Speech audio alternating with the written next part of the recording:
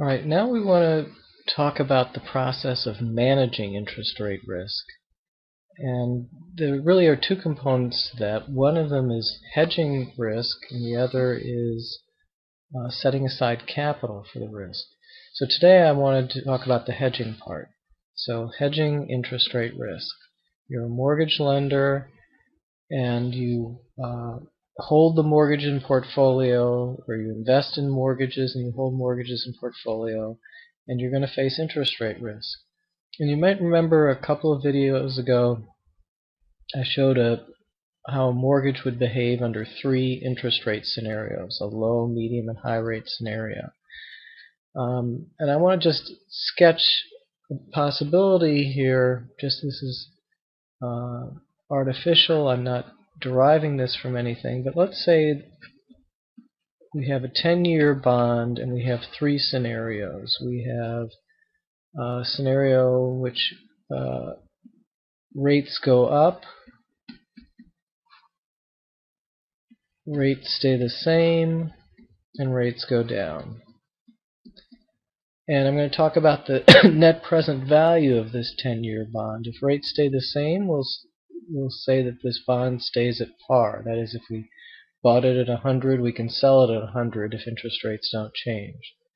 In the high rate scenario, it might go down to 95 value. That is, it'll lose 5% of its value. And in a low rate scenario, I'm going to put in a little positive convexity and say that it might go up to 105.1.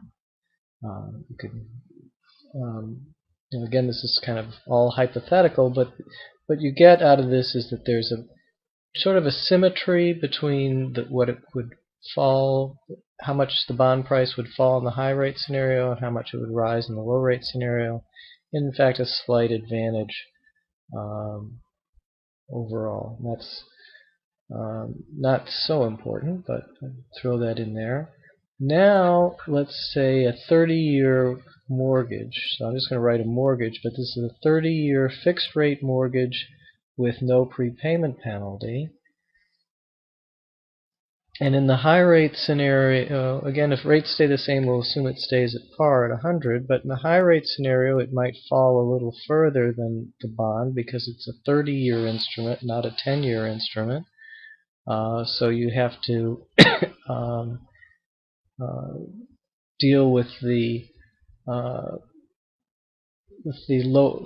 lower interest payments, because let's say the mortgage is getting 6% and the market rate is 8%. So you deal with those unsatisfying interest payments for a longer period of time. So let's say that the capital value goes to 93. In the low rate scenario, you might top out at, let's say, 102. And why is that? That's because of prepayment.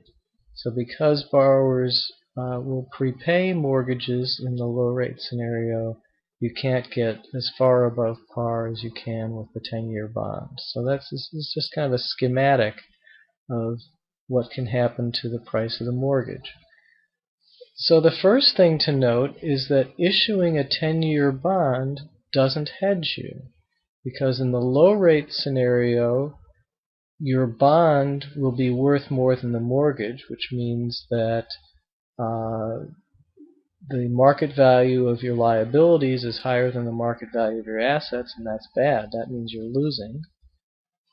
Similarly, in the low rate scenario, the market value of the 10-year bond will be higher than that of the mortgage. So in the high rate scenario, it's higher because the 10-year bond is a shorter maturity than the 30-year mortgage. In the low rate scenario, you're worse off with the mortgage because the mortgage prepays, and that's exactly when you don't want it to prepay. So the moral of this story is you cannot issue a bond and be hedged. You have to do something else. You have to get the optionality hedged also. So you need So you need to hedge the option value. That's kind of the moral of the story. And so instruments that can do that, one of the most logical and one that both Freddie Mac and Fannie Mae used very profitably is callable debt. So callable debt is a bond with a prepayment option for whoever issues the debt. So if you were to issue a, let's say, a callable, so let's say it's a 20-year bond, callable after 5 years. So what that would mean is if any time after 5 years after issuing the bond, you can buy the bond back at par and issue another bond. And you would do that if interest rates fall. So let's say you issue a bond with an 8% coupon in January of 2013. So, and it's due ultimately in 2033 if it were a 20-year bond. But let's say in July of 2018 you can you can issue a 15-year bond at 6%. That is, interest rates have fallen, and so now you could issue a 15-year bond at 6%. So what you would do is call in your 8% coupon bond. You would pay the owner of that bond par, meaning $100 for the if it's a $100 bond, $100 per $100 of principal, and then go out and issue the 15-year bond. So what that means is the person who owned the callable debt will be very disappointed. They've been enjoying an 8% coupon, and if it were not callable, that 8% coupon bond might be worth $110. It might be worth $110 in an environment where interest rates have fallen to 6% and they're getting 8%. So it might be worth $110, but you get to buy it back for $100, and that's the value. So that's where you're exercising the call option, and that call option has value. So again, the moral of the story is issuing callable debt is a great way to hedge the interest rate risk in mortgages. There are other fancier ways to do it. There are derivatives. There are many examples of derivatives. Let me try to describe one, which would be called a swaption. Okay, an interest rate swap is when you swap, let's say, a shorter term or variable rate instrument for a fixed rate instrument. So somebody has a fixed rate bond with a 6% rate, and then that's fixed. And then let's say you have a variable rate instrument tied to, let's say, the short-term treasury with a 5.5% rate. So one party would issue this debt, another party would issue this debt, and a swap would be they would swap debt instruments.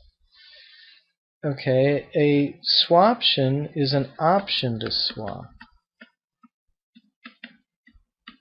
So that would say, all right, you've issued the fixed rate debt, you've issued the variable rate debt. In 3 years, you have an option of switching one to the other. So you pay an option premium, and then you do that kind of swap.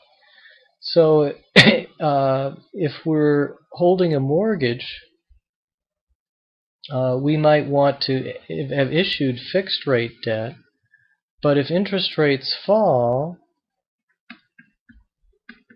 we would love to switch to variable rate debt, because these mortgages are now going to prepay,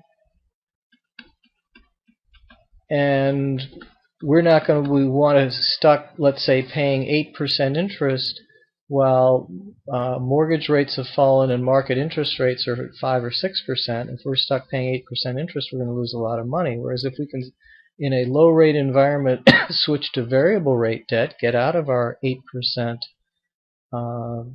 long-term debt, then that would be great. So that's the sense in which a swaption, or an option to swap interest rate obligations, is a useful way to hedge mortgage interest rate risk.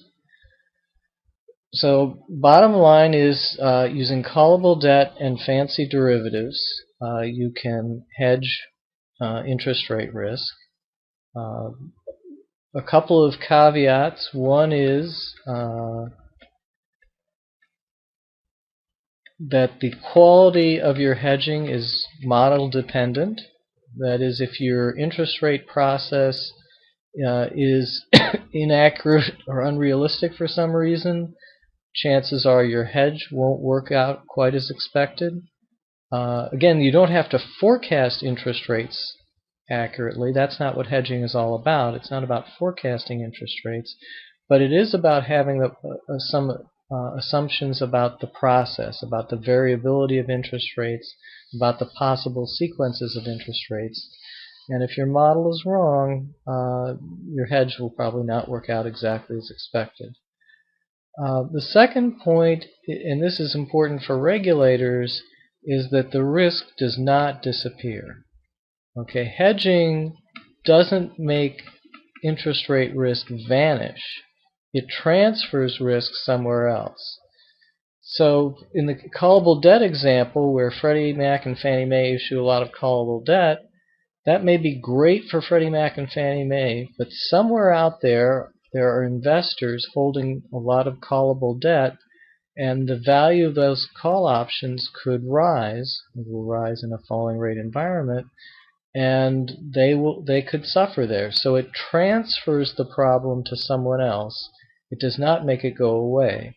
So because the risk does not disappear, and because a 30-year fixed rate mortgage has such substantial interest rate risk for someone holding it, it means that as long as we have 30-year fixed rate mortgages dominant in the system, interest rate risk is going to show up somewhere. It may not show up at the institutions that hold mortgages, but somewhere it's going to show up. If those institutions have hedged it, then the other institutions that are supplying the hedges, that is by buying the callable debt or by writing the swaption contracts, those people are now bearing the interest rate risk. And if you're a regulator, that would be something you'd want to keep track of.